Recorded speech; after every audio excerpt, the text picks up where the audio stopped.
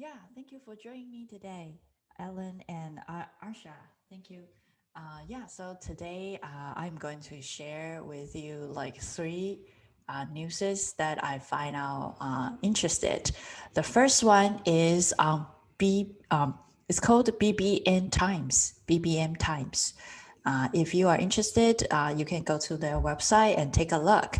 And then the author is called Naveen Josh. The title is called Data Visualization in Virtual Reality and Augmented Reality. So in this article, in this news, it talks about that data visualization in AR, VR can really help us to deal with like a three different types of usage. The first one is reporting multi-dimensional data analysis. The second one will be highlighting subtle hidden trends and pattern in data. The third one will be expediting informed decision making. So when we are designing UX UI in VR and AR, the thing that we usually do is data visualization. For example, like there are always a lot of stuff that we want to talk or we want to mention for the product or for the stuff using data for a lot of different areas, such as like some reports, right, or some different status for different areas. So by using data visualization, it not only simplify the whole information and kind of condense information into small pieces, and when the user interact or want to learn more and the data shows up, so it's kind of like helping users to interact with those data and learn more, be in more immersive way to learn all those. So data visualization means that you put data in the 3D environment, and then relates to a certain part or certain animation clips, and the data shows up. So so the user can learn more related to that part, and it's just right in front of you instead of reading a long articles. And the data is in part of the article and trying to remember it. So in 3D space, it can definitely help.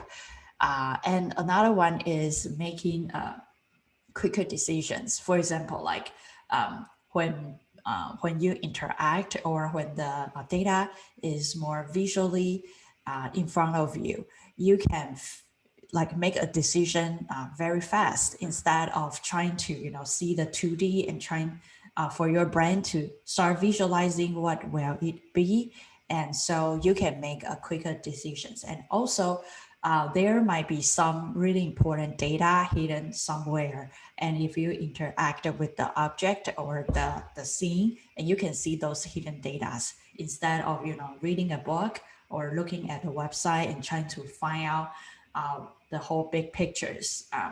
Data visualization can really help us to see the overall data and uh, being placed in different area related to its place. So any thoughts for data visualization or like a UX UI in AR or VR? Any thoughts? Hi. Um, Hey, Donnie. Yes, I have a couple of thoughts on it. This data visualization, especially 3D, really shines with AR and VR. We use it actually quite extensively at the company I work for. We do quite a few projects, especially military projects, for like maintenance procedures. So using the HoloLens to assist a maintenance worker in the process of doing a project. Or analyzing some type of vehicle. So in that process, we're able to pull IoT data from sensors and then display them in the AR view in real time. So if something's happening during a procedure, they can get real time data that pops up and shows them, what they're supposed to do next, or what the the next step is based off of what the value is there as well. So there's been a couple that we've done for medical kind of applications where the doctor or the technician gets to see real-time data that kind of pops up around them as well. So yeah, you're absolutely right. For real-time interaction, it's huge to be able to kind of get that immediate feedback and work with that. The other thing too is being able to pull data from documents. So for example, if a technician's working on a vehicle, they could say, hey, we need more information about this part that that we're looking at right now. Maybe it's broken and we need more information. So they can just kind of pull that up right in their visual display and get that information in kind of real time as well. So it saves a ton of time and effort to go look for the appropriate book or go through the files to find the information. Basically, they can kind of pull it up in real time. So saving money, saving time, saving effort. So it's really, really great, useful for this. Arisha, do you have any thoughts for data visualization? Or I know you are kind of very interested in XR field, and Arisha is one of my design lab students as well. Yeah, do you want to say something? Arisha, you can unmute yourself. You want to maybe just say hi to people? Oh, okay. Yeah. Evan, do you want to share your thoughts about data visualization in AR, VR? Any thoughts, comments? Okay. Yeah, it's fine. Yeah. So that's, so for me, I think data visualization is, I would say, breaking through for people to start reading instead of, a pair of, a lot of different articles. Right now, articles or like data just right in front of you, and you read whatever you want. It's like your portion. So yeah, I think this is a really helpful, technique.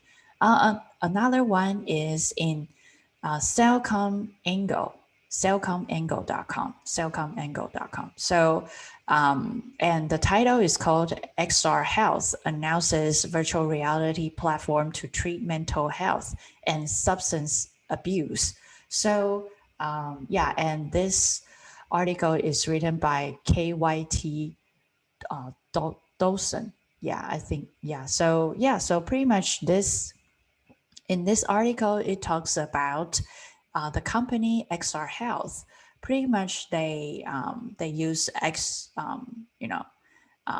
of like the headset, and then they have a software to treat the people like during COVID, because during COVID, they've seen a spike in the use of I'm not sure. Yeah, I was just checking to make sure the audio is still working. Alan, since it sounds like you've been working with this quite a bit, I was curious if kind of like more natural user interaction is something that you've seen also become really useful. That seems like potentially another sort of affordance of virtual reality, augmented reality data visualization, that you have like, more space in 3D to have controls and manipulate things. So there's a little bit more data processing maybe that could go on. Didn't know if you'd run into any of that. Yeah, definitely. I think, the most useful thing that I found with data, visualization as far as AR goes, specifically AR, is that you can place the AI or the AR content, so the data, you can place it directly on the object that it's referring to. So, for example, if you were working in an engine compartment, in a car, you could put the battery data on top of the battery itself, and you could put the any other data that you're kind of pulling from on the actual object itself. So from a psychological standpoint, it makes it a lot easier to understand that sensor right there is producing this data, kind of in real time. So as opposed to me having to work with those objects, but then look back at a computer somewhere and say, okay, well that number over there refers to this part way over here on this other side. So it makes interacting a lot more easy on the brain, because it's tied to that specific thing that you're working with. So yeah, I mean, it just It's not hard to teach too. When we give these projects to the technicians, like it's easy for them to understand what they're working with. There's not a whole lot of things you have to teach them in the process. So yeah, very, very useful stuff. Yeah, I think for me, AR VR is like all the UX UI is more about data visualization, because how can you, like, nobody really wants to read a whole article inside AR or VR's place. So so we are trying to make, like every part is simple, and since it has Z space and you can see the actual 3D product, or you can see the actual place. So pretty much you don't really need a lot of descriptions, right? You can just insert directly to all the data in the 3D space or either environment or a product. So yeah, imagine, I always tell my students that imagine Amazon's product page becomes a data visualization. What will Amazon do if their data detail page or product detail page becomes the data visualization page? If, for example, if it is a shoe page, right? In Amazon will give you a bunch of thumbnail, and you can like tap through and you can see different angles. But this section can be crossed out, right? By just placing a shoe in front of you, right? And you can touch, and there might be some some different colors, and you can tap, right? So a lot of sessions, and maybe there's a tab, so you can flip through and you can see the price. So the top part, maybe the top part of Amazon's product page can be deleted just by placing a actual 3D object in front of you.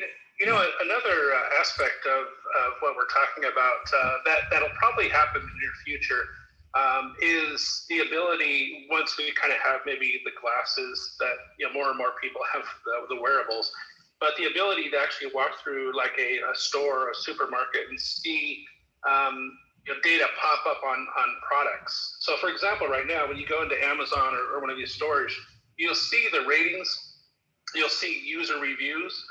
You get additional information to just know how many other people like this product or don't like this product. And it really does affect whether or not I buy the product, if it gets good reviews or not. But when I go to the store, if I go to some other retail location, I don't get that feedback. I mean, I have to go through a little bit of effort to go to my phone and say, okay, well, what do people think about this? And I typically don't do that. So my ability to buy the product changes whether I'm physically there or if I'm online. But in the near future, when we have the wearables, and it just kind of instantaneously pops up in front of us, you can imagine walking through the store and then seeing a user review pop up on top of different products, or maybe information popping up saying this is gluten-free, or this is sugar-free, or this is rated by the council of whatever, saying there's something wrong with the product. So it could definitely have more impact on how we interact with products in the future physically, by using data that's virtual. So yeah, right. So I think data visualization will definitely really helpful if we want to purchase the product either in the VR space, AR space, or physical store. That will definitely help us to immediately know that, make our purchase decision even quicker and faster, and then help us to understand the product even better. Yeah, cool. Thank you, Ellen, for all the extra, knowledge sharing. And then, and then the second news is XRhealth. XRhealth announces virtual reality platform to treat mental health and substance abuse. So yeah, in this news is on cellcomangle.com. Yeah, and then it is written by KYT DOTSON.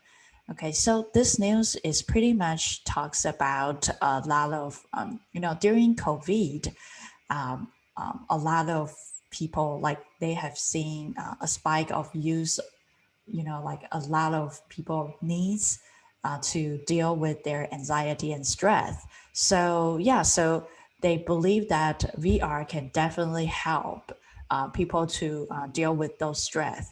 And if you go to see XRhealth, this company, if you go to see their website trailer, you can see they have a lot of VR applications using gamification to do a lot of small exercise. For example, like chopping the air balloon, right? Or like a memory exercise, putting a lot of really fun objects and, like something similar to, you need to memorize it. It's a little bit gamification, and one of it is whack-a-mole, right?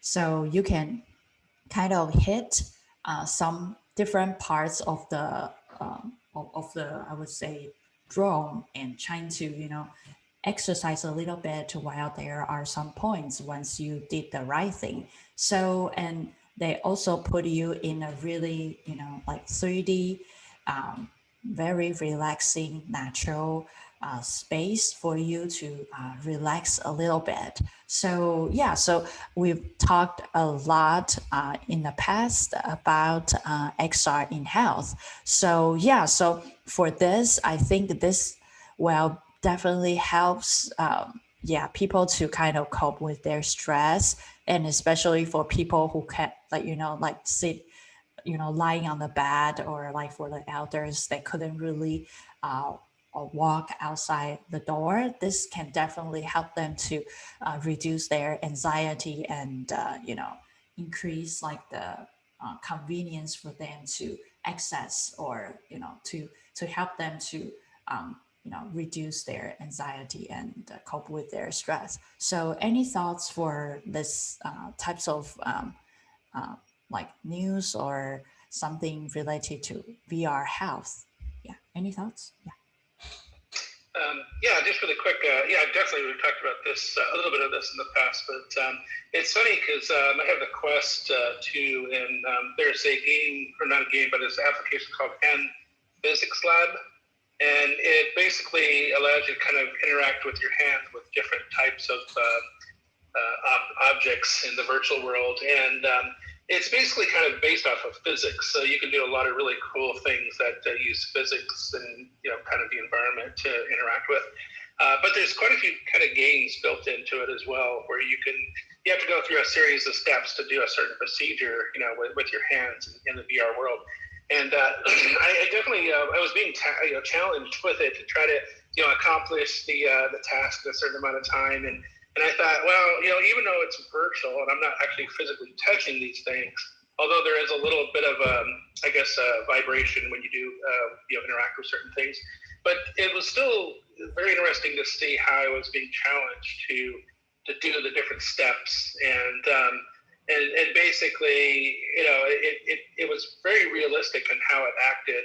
And I thought, for, teaching somebody to kind of go through a certain amount of steps or think logically about how you would interact with, certain objects in a step-by-step process, that could be for developmental, reasons, a very useful tool as well. So yeah, I mean, I've said before, for psychology, for certain types of treatments, VR is definitely a very useful tool. Thank you. Thank you, Alan. Evan, do you have any thoughts for VR in the health space, or any thoughts, feedback? I was just watching the latest hand physics lab demo. This looks really fun. I definitely want to try this. For medical VR generally, I think I had seen some writing quite a while ago about using VR within like treatment for PTSD, which I think is somewhat similar to the addiction work, where you kind of create this experience of you can kind of like get people close to the traumatic experience that they've had, and then kind of like work on their response without like fully throwing them back into it and doing it in a safe space. I think it's very interesting. I kind of wonder about like, I don't know. Yeah, I wonder also about adjusting to like, you have people who undergo some kind of procedure or treatment, and then have like a different mobility or have to deal with, you know, like some really different kind of limitations on how they can move around and deal with environments. I wonder about that kind of like, you know, ability to like simulate things and think things through as a way for patients and providers to have like better conversations about how to adjust to life with like, you know, a particular medical device or whatever. Because I think those are, you know, situations where people aren't necessarily able to kind of like really visualize what they have to figure out. And then on the provider side also, they're maybe not even totally aware of what someone would encounter. So just like the way that user testing works, right? You have this sort of like situation where people run into something and they're like, oh, like I would never have thought that it was unintuitive for me to do this, but actually when I try to click on this, it's like doesn't make sense. So I wonder if there's like some potential to visualize other things and kind of start conversations between, you know, providers and patients. But it's very interesting.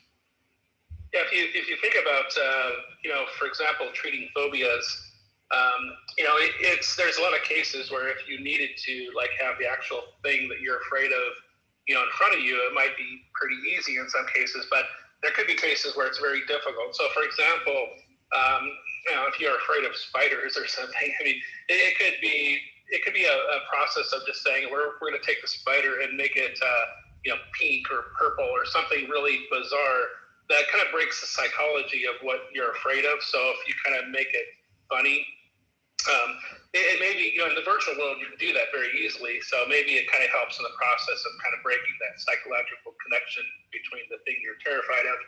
There's another app that I got recently too, and I'm forgetting the name of but it's the one with the plank where you go to the top of the building and you try to walk off the plank. It might be nice for people that are afraid of heights to like, you know, kind of work with, because it definitely challenges you to do it. But yeah, I mean, it's just like I said with the virtual reality, like it's probably so much easier to create content, you know, to kind of treat those types of things than maybe have that in the real world. So yeah, very cool stuff. Cool. Arisha, do you want to share any thoughts, feedback for anything you want to share?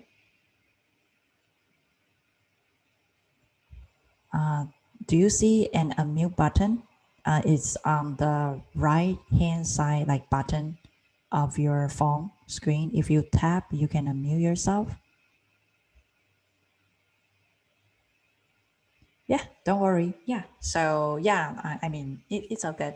Okay, so let's move to, yeah. Oh, finally you find out. Okay. Hi, I'm sorry. I was just figuring out. Nope, I don't have any thoughts. Yeah. Yeah, don't worry about it. I mean, yeah, you can just, you know, listen, and if you have any thoughts, feedback, you can share. Yeah, I mean, you can just absorb, you know. Yeah, I mean, I believe like after a few months, you have a lot of thoughts. It's just right now at the beginning, probably, you know, just absorb. And I know you are very interested in learning AR, VR. I believe if you kind of stay in the group, and yeah, you will learn a lot. It just, I mean, I personally learn a lot just by hosting this show, you know. Yeah, and I learn every day. I learn a lot. So yeah, we can all grow together. Yeah, Yep, sure. sure. Yeah, cool. Thank you. Yeah, so another news is called, it's in wholeabc.com. Yeah, and the title is called Army Offering Virtual Reality Simulations at Northwoods Mall. Yeah, so yeah, this news is a very interesting news, and it is written by Paige Blanzy. So yeah, so pretty much in Peoria, in this place, Army National Hiring Days has, you know, propped VR simulators at Northwood Mall in Peoria. So pretty much, you know, the USA Army just like having a big truck And then if someone who is really interested in, doing some simulations and learning more about how soldier, doing some, some battle stuff, you are welcome to just, because it's just like pumped in that place. So if you are interested in doing some simulations, feel free to jump into the giant trunk, and there are a bunch of simulation games like guns, sandbox simulators, and a lot of different stuff for you to try to do the simulations for the USA Army. So we all know that Monday, yesterday was Memorial Day. So yeah, so I think this is kind of like a very interesting VR simulators for Northwoods Mall. Yeah, so yeah, I know this is kind of like a small interesting stuff, and because I didn't even know that because I remember a long time ago, I went to VRLA, and I saw this types of giant trunk inside, the show, and people like there are a lot of different VR simulations. For example, like a Walking Dead, right? And during that time, there were not mature simulation like haptical suits. So when you were playing the Walking Dead, you wear the VR headset, and the assistants next to you will grab your arm or grab your legs, just pretend that there are some zombies and grabbing you in the VR space. So it's too real. So people just like, you can hear a lot of screaming inside that truck. So when I see that, I feel like, wow. So it's kind of like the same, very interesting, simulation games. Yeah. So any thoughts for those types of, like the simulation games? Yeah. Any experience? Yeah, I think that sounds very interesting. I do like a lot the concept of using, especially VR, for recruiting. So whether it's military or a university, like a campus, or even a company, the ability to kind of bring somebody into your world for even just a couple of minutes to better explain what it is you do. I remember a year or two ago, I believe it was one of the hotels. I thought it was Marriott, but they had these little kiosks at some of their resort locations where you could sit in and put on the VR, display, and then visit some of their other locations. So they would take you on a tour, a virtual tour of some of their other locations, and invite you to book, your next vacation at those locations. So I thought that was pretty cool. And I did actually work on a project a couple of years ago where we used a cardboard VR. So basically, it was a cardboard setup that you could assemble yourself. So we would send out these little packages, these little pre-assembled packages to people to promote a college that was locally here. And so for the most part, you would get this in the mail, and you would put it together, and it became like something like the Google Cardboard VR headset. And then you could put your phone inside of it and then have a virtual kind of interaction. They would walk you around the college and tell you more about, what things they had to offer. It wasn't meant for a long-term experience, but it was good enough for like 5 minutes of just kind of selling the concept. But it really is a powerful thing, when you're at that location, experiencing the things that you might if you were to join. So I think for the military, any type of recruitment through VR is probably pretty powerful. Yeah, thank you, Alan. Evan, do you have any thoughts or feedback related to these types of experience?